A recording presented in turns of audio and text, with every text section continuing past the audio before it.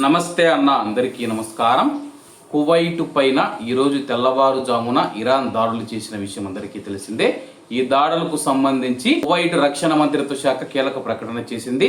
Kuwait రక్షణ మంత్రిత్వ శాఖ అధికార ప్రతినిధి కల్నల్ సౌద్ అబ్దుల్ అజీజ్ అల్ అత్వాన్ గారు మీడియా సమావేశంలో మాట్లాడుతూ ఈరోజు తెల్లవారుజామున కువైట్ గగనతలంలోకి 2 ఇరాన్కు సంబంధించిన బాలిస్టిక్ క్షిపణులను సాయుధ దళాలు గుర్తించాయని తెలిపారు.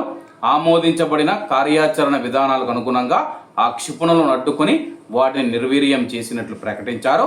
ఈ ఘటనలో ఎలాంటి ఆస్తి నష్టం కానీ ప్రాణ నష్టం కానీ జరగలేదని చెప్పేసి ఆయన ధృవీకరించారు.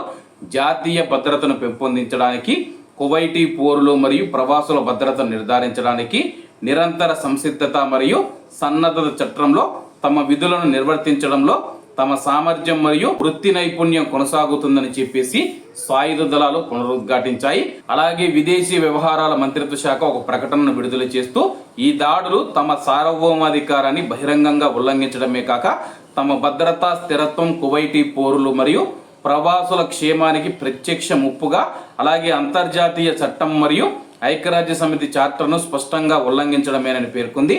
ఉద్రిక్తతలను తగ్గించే లక్ష్యంతో ప్రాంతీయ మరియు అంతర్జాతీయ ప్రయత్నాలు కొనసాగుతూ ఉన్న తరుణంలో ఈ దారుణమైన దాడులు కొనసాగడం ఈ ప్రాంతంలో ఉద్రిక్తతలను తగ్గించే ప్రయత్నాలను దెబ్బతీస్తాయని చెప్పేసి, అలాగే ఈ మార్గానికి మద్దతు ఇస్తూ ఉన్న అంతర్జాతీయ ప్రయత్నాలకు ప్రత్యక్ష సవాలుగా నిలుస్తుందని చెప్పి మంత్రిత్వ శాఖ తెలిపింది.